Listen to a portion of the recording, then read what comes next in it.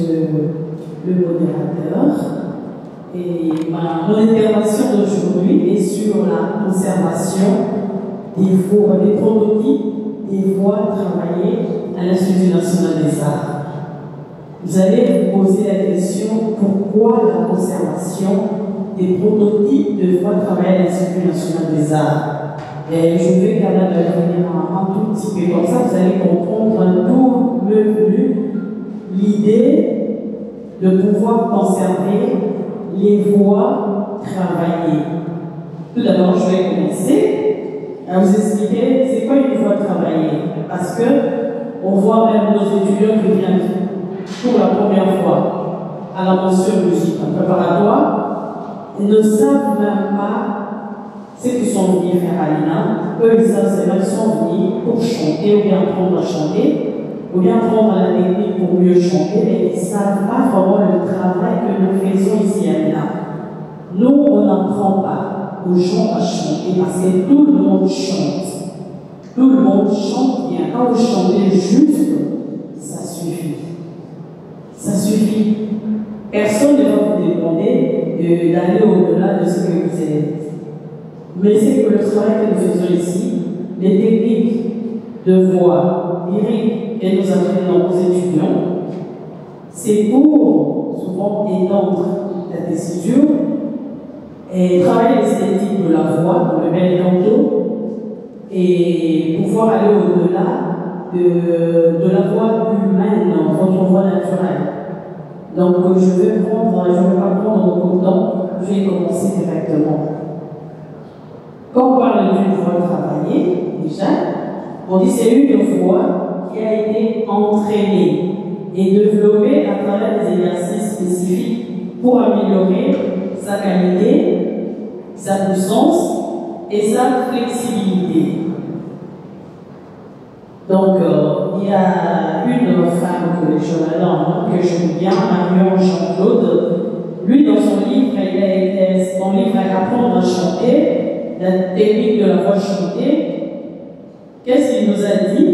Il nous a livré ses travaux qui portent sur la caractérisation physique et physiologique du chant à travers les styles et les cultures, dans la gestion de l'effort vocal, dans la parole et dans le chant, ainsi que le développement et l'amélioration des techniques expérimentales non invasives d'analyse de la voix humaine.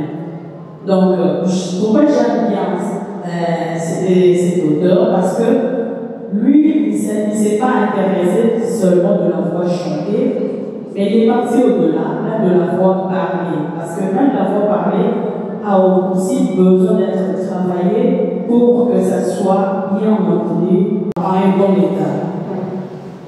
Dans ce cas, c'est fait, le travail de la voix est une tâche complexe. Maintenant, actuellement, à l'Institut national des arts, on voit le nombre d'étudiants chanteurs dépasse largement la capacité d'accueil normale par enseignant pour chaque séance de cours. Cette situation rend presque impossible le suivi détaillé de l'évolution du travail de chaque étudiant.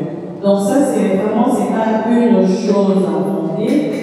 Nous connaissons bien de la préparatoire jusqu'à l'aide, même en aide actuellement. Il y a tellement beaucoup d'étudiants et pour que l'enseignant commence vraiment à travailler individuellement avec chaque étudiant, ça demande beaucoup de temps. C'est un langue, on n'en a pas vraiment.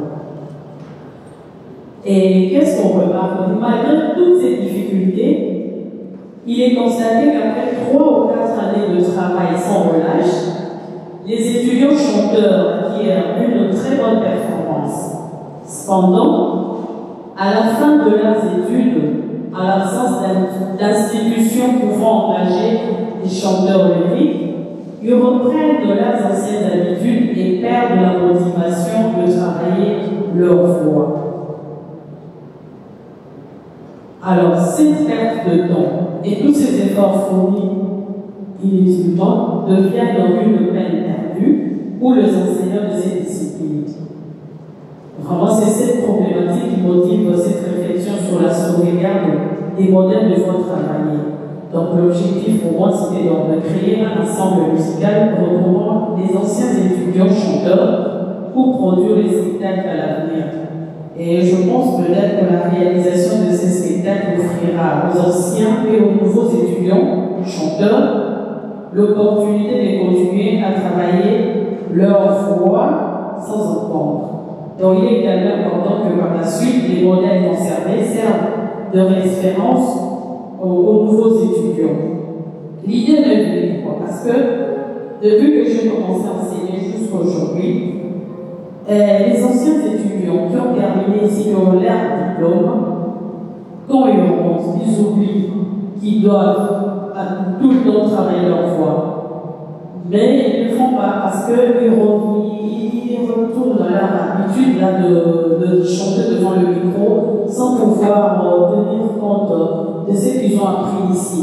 Et chaque fois que je reçois des appels, je reçois des appels pour me demander souvent, Madame, ma voix est cassée, ma voix est... Qu'est-ce que je dois faire? Madame. Alors là, je trouvais que non.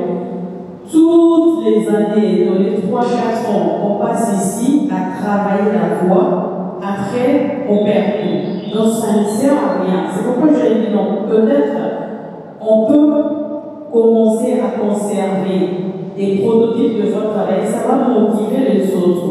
Et maintenant, ces prototypes doivent rester pour servir de modèle pour les nouveaux et les autres personnes qui voudront faire la même chose. Alors maintenant, vous allez me poser la question, quels sont ces prototypes et comment seront ces prototypes? Donc, je commence d'abord par expliquer le travail de la voix. Pour comprendre un peu, je vais insister sur les points importants. Apprendre la culture vocale reste l'un des exercices les plus pénibles pour les personnes habituées à chanter devant un micro, sans vraiment fournir aucun effort pour bien respirer, articuler, ouvrir la bouche et la gorge. Il est également nécessaire d'utiliser le diaphragme et les poumons, de jouer avec les émotions et tout ça.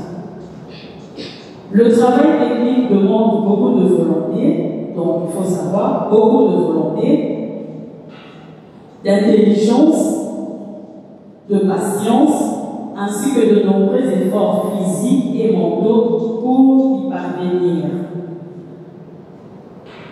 Pour faire de savoir un instrument de musique et savoir l'utiliser en toutes circonstances sans toutefois la fatiguer est un grand défi pour les apprentis chanteurs, surtout pour les amateurs issus de la musique populaire. Le travail de la voix demande aux chanteurs,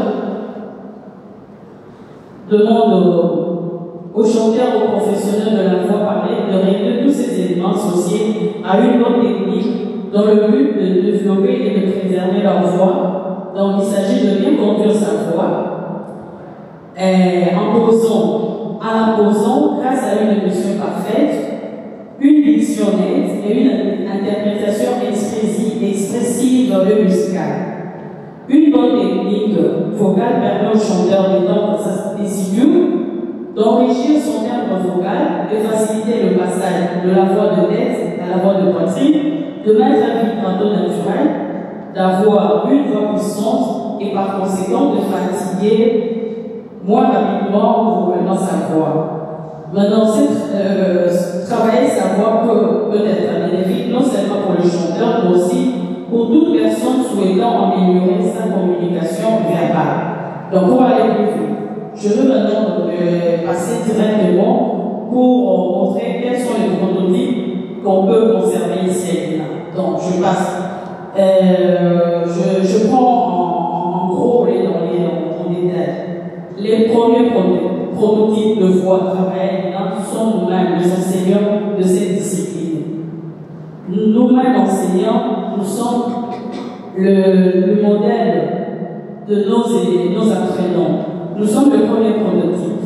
Donc, c'est travailler avec nos étudiants, montrer ce qu'on peut faire. Donc, ça donne déjà un bon exemple à nos étudiants. Deuxième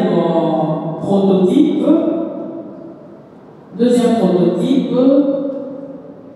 Je vais aller un peu plus vite. Deuxième prototype. En fait, dans les enregistrements, comment prendre les enregistrements? Les enregistrements, c'est-à-dire on peut partir de travaux de fin d'études. On prend le meilleur travaux présentés par nos étudiants. On a un studio d'enregistrement. On a tout ce qu'il faut et on conserve ça pour que ça reste pour montrer à ceux qui viennent pour pouvoir aussi suivre la technique ou bien le style de la conférence. Donc, il y a les enregistrements, il y a aussi des anciens étudiants, comme j'ai dit, en formant le groupe musical, l'ensemble musical, les anciens étudiants seront des modèles pour le nouveau. Donc, il y a le professeur, les enseignants de la classe de chant, il y a les anciens étudiants chanteurs, il y a des enregistrements et il y a on peut numériser aussi, pourquoi pas faire aussi une bibliothèque en ligne pour conserver ce modèle. Donc comme le temps est déjà, donc je suis arrivée donc à la fin, donc je peux m'arrêter. Je ne sais pas si il y a des questions posées.